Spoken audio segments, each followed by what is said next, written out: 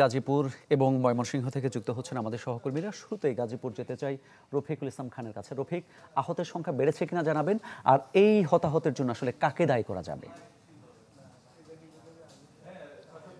দেখুন মামুন, এখন পর্যন্ত কিন্তু নিহতের সংখ্যা বাড়েনি। আহত যে 5 জন তারা কিন্তু ময়মনসিংহ মেডিকেল কলেজে ভর্তি রয়েছে। আমার পিছনে কিন্তু মাটির মায়া যে রিসোর্ট, সেই রিসোর্টে কিন্তু বাকি শিক্ষার্থীরা এখন রয়েছে। তো বিশ্ববিদ্যালয় কর্তৃপক্ষ এই মুহূর্তে কিন্তু তাদের শিক্ষার্থীদের নেওয়ার জন্য হাইস গাড়ি পাঠিয়েছে। তারা আর এই মুহূর্তে আসলে শিক্ষার্থীদের ডাবল টেকার যে বিআরটিসি বাস রয়েছে সেই বাসে আর তারা নেবেন না।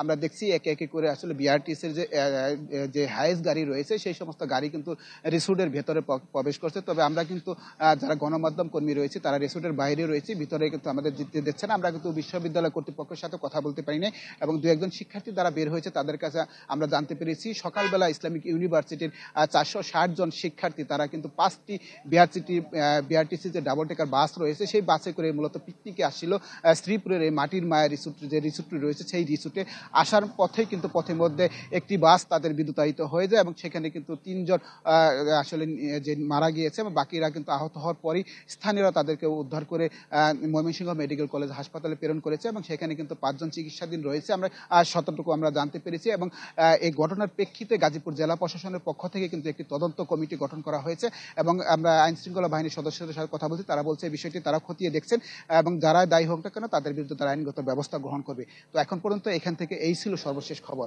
মামুন। জি রফিক, ধন্যবাদ আপনাকে। এই দুর্ঘটনায় আহত 5 জনকে, গুরুতর আহত 5 জনকে ময়মনসিংহ মেডিকেল কলেজ হাসপাতালে নেওয়া হয়েছে। সেখানে এই মুহূর্তে আছেন সহকর্মী সুলতান মাহমুদ কনিক। আমরা তার কাছে যেতে চাই। কনিক, আহতদের শারীরিক অবস্থা সম্পর্কে চিকিৎসকরা কি জানিয়েছেন? ব্রেকফাস্ট, টিফিন কিংবা স্ন্যাক টাইমে মজাদার আয়োজন মানে অল টাইম ব্রেড। মামুন, একটু সংশোধনী দিয়ে রাখি যে আমরা সবশেষ কিছুক্ষণ আগে ময়মনসিংহ মেডিকেল কলেজ হাসপাতালের যিনি ব্রিগেডিয়ার পরিচালক আছেন গোলাম ফেরদৌস, তার সাথে আমরা কথা বলেছি। তিনি আমাদেরকে জানিয়েছেন এই মুহূর্তে ময়মনসিংহ মেডিকেল কলেজ হাসপাতালে 2 জন মাত্র শিক্ষার্থী আহত অবস্থায় ভর্তি আছেন এবং তাদের অবস্থা তুলনামূলকভাবে অনেকটাই ভালো আগের থেকে, এটি তিনি আমাদেরকে বলছেন। একটি বিষয় জানিয়ে রাখি যে ব্রিগেডিয়ার রুমে আমরা সেখানকার বিশ্ববিদ্যালয়ের যে ভিসি রফিকুল ইসলাম তিনিও কিন্তু উপস্থিত ছিলেন এবং তার কাছে আমরা জানতে চেয়েছিলাম যে এই যে দুর্ঘটনাটা ঘটলো এবং যাদের এই যে হতাহতের ঘটনাটা সেখানে আসলে দায় কাদের? বিশ্ববিদ্যালয় কর্তৃপক্ষ যে রিসোর্টটি আসলে ঠিক করেছিল এটিকে বিশ্ববিদ্যালয় কর্তৃপক্ষ ঠিক করেছিল কিনা বা ডিপার্টমেন্টের ওই স্টুডেন্টরা ঠিক করেছিল কিনা, ওই সড়কে ডাবল ডেকার বাস নিয়ে যাওয়ার মতো উপযুক্ত পরিবেশ ছিল কিনা, যেহেতু এই ঘটনাটি বিদ্যুতায়িত হয়ে ঘটেছে, এখন ভেতর থেকে ঘটেছে নাকি উপরের বিদ্যুতের তারে লেগে ঘটেছে, এই বিষয়টি নিয়ে কিন্তু তদন্ত চলছে।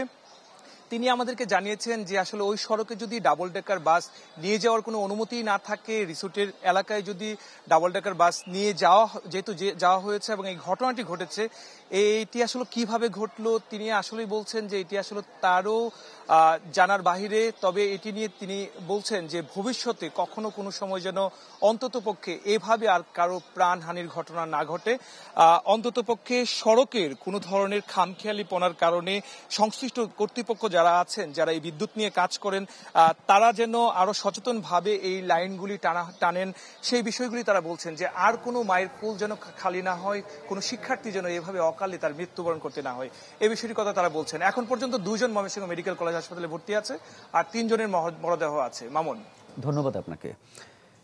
গাজীপুরে পিকনিকের বাস বিদ্যুতায়িত হয়ে 3 শিক্ষার্থী মারা গেছেন। এ বিষয়ে সবশেষ খবর জানাচ্ছিলেন আমাদের সহকর্মীরা।